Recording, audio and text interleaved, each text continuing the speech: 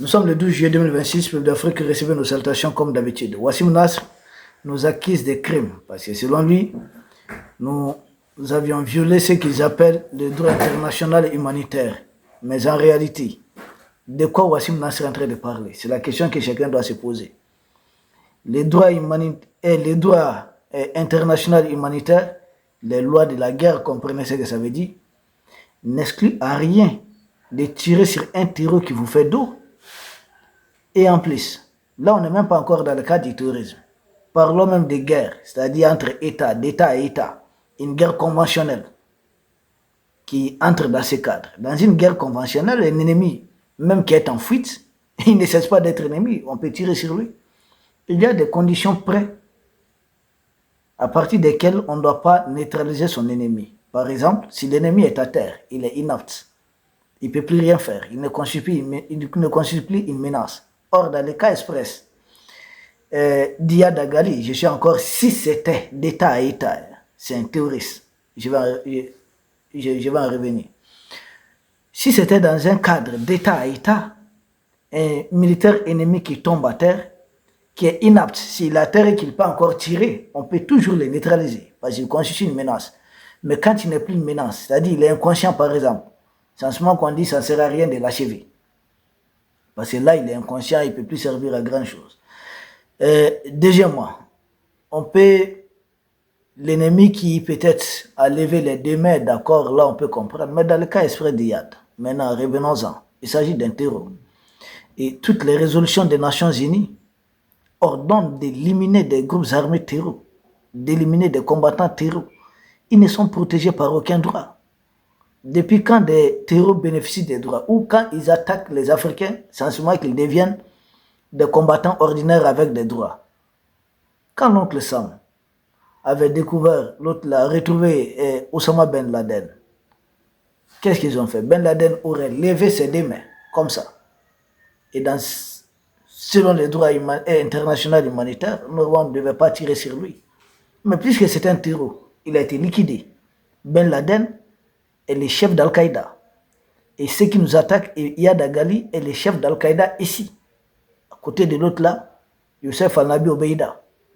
Donc c'est le chef d'Al-Qaïda ici. Si Ben Laden, les Américains n'ont pas hésité une seconde à l'éliminer, parce qu'il s'agissait d'un combattant d'Al-Qaïda, pourquoi on nous dira d'accorder des droits à un autre combattant d'Al-Qaïda cette fois-ci, parce que ce dernier est en train d'endeuiller le Mali, ou bien la vie des Maliens ne s'en compte pas. Wassim Nasr ne se sentait pas debout. Chez vous, en France là-bas, Mohamed Merah, vous vous souvenez de ces jeunes? Il a eu à commettre des attentats. Il faisait même partie du réseau Al-Qaïda, je ne pense pas. Mais quand votre raid, votre unité spéciale l'a retrouvé, il a été neutralisé tout de suite. Wassim Nasr, chez vous là-bas, tu te souviens d'Amédi Koulibaly?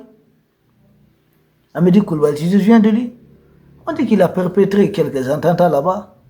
Il a dû prendre des gens en otage. Quand vos unités ont retrouvé Amédi Koulibaly, ils l'ont tout simplement éliminé.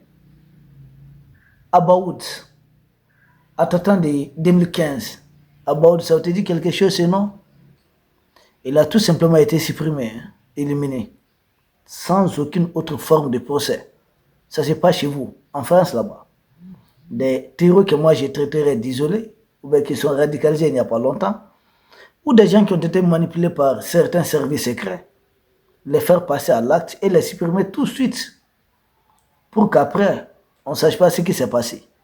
On les a utilisés, on a diabolisé peut-être certaines religions, on a diabolisé certaines tendances, on a justifié, on a utilisé leurs actes pour justifier des interventions à l'étranger. C'est ce qui s'est passé.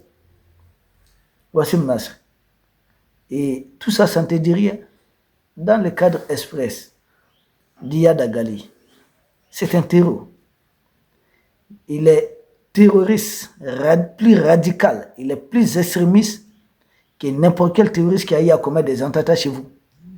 Parce qu'Iyad Dagali, il est votre tribunal là, la CPI, c'est votre tribunal à vous. A un mandat d'arrêt international contre Iyad Dagali. Lesquels de vos terroristes étaient sous mandat de la CPI? Ça n'existe pas. Iyad Dagali sa tête est mise à prix ici? Lesquels de vos terroristes avaient sa tête mise à prix là-bas chez vous? Personne. Iyad Agali, toujours si on doit parler de lui, il est recherché par notre justice. Ah oui, oui. Ça fait plusieurs années. Lesquels de votre terroristes là-bas étaient déjà recherchés par la justice pendant plusieurs années? Aucun. Ils étaient fichés S. S'ils étaient fichés S chez nous, il y a des fichiers rouges. Ça fait longtemps qu'on cherche ces messieurs.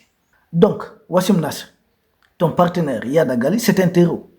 Il ne répond à aucune condition de militaire normal, d'un homme ordinaire, non. C'est un terreau d'Al-Qaïda, chef d'Al-Qaïda qui a eu à commettre des attentats contre un bateau civil ici. Il a fait exécuter froidement plusieurs civils.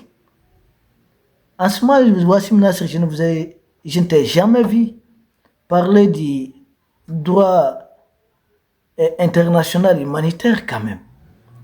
Il a eu à commettre beaucoup d'exactions contre les civils. Je ne t'ai rien vu, je ne t'ai jamais vu parler de quelque chose de tel. Iyad Agali, il a abattu froidement beaucoup de nos chauffeurs. Ça, il faut le dire.